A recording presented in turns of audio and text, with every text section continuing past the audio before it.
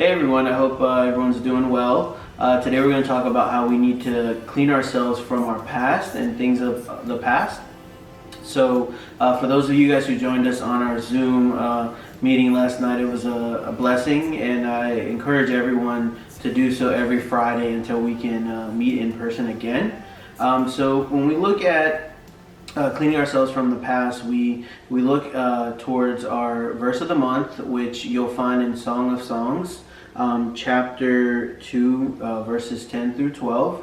I'm going to read them. So it says, "My beloved spoke and said to me, 'Arise, my darling, my beautiful one, come with me. See, the winter is past, the rains are over and gone.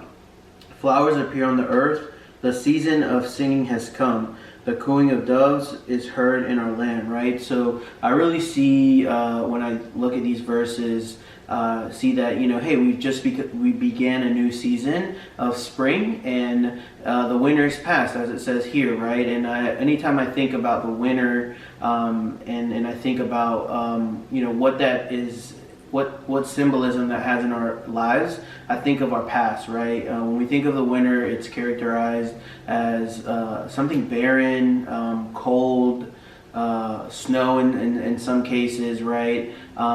Pretty much there's no growth, right? And when we think of the present and the future, I really think of growth, right? In the verse it says, right, "Flowers appear on the earth, the season of singing has come," right? So I really think of now, right? So despite what's going on in the world, with everything, God still has a plan for us.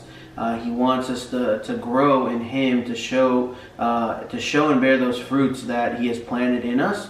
So I think it's very important that we move away from the past, right? The winter and the past really just can hinder our present and really cloud our future, right? So I think it's important when we look at that to really look at the Bible, right? So yesterday we talked about a character in the Bible, Moses, who despite all the great things he did, and God had a plan and a pact with Moses to free his people from Egypt. He struggled with things of the past, right? So we're going to just quickly read a verse that kind of just demonstrates that, and we'll find that in Exodus chapter 4, verse 10, and it says, "Moses said to the Lord, 'Pardon your servant, Lord.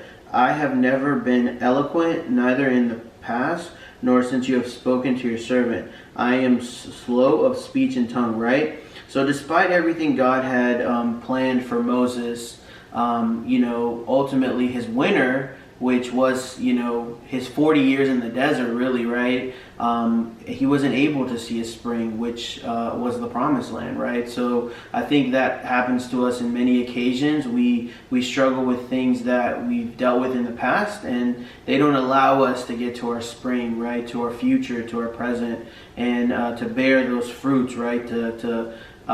As the verse says, flowers grow on the earth, right? It's this new season has begun. And I think it's really important that we have to break ties with the things of the past that hold us back. See, God is already at work. We have to truly believe it, right? And I want to share this last verse before we wrap up. So it's in Isaiah 43. It's actually verses 18 through 19, and it says, "Forget the former things, do not dwell in the past." Again, God encourages not to dwell in the past. "See, I am doing a new thing. Now it springs up. Do you not perceive it?" Right? So ultimately we know that He's already in the work of doing it, and it's really for us to embrace it, to see it, to accept it. As the verse says, "Do you not perceive it? I am making a new way in the wilderness and streams in the wasteland," right? So yes, you might, thoughts, memories can come back to you from the past, but I think it's important to know that God is already making those streams in the wasteland, and it's important for us to move forward and to really just embrace a new season. So as we finish and continue really our series, Clean Yourself, I think it's important, right? We talked about cleaning out your heart, right? Not living in fear, and then ultimately not living in the past, right? So I think all these things are important, especially during this time of uncertainty, to know that God gives us a lot of certainty because He already is doing great things in us. So I hope you guys can join us every Friday. We'll be posting our Zoom invite and having virtual service. and then hopefully in the near future we'll be meeting again. So hope everyone has a great day. Bye.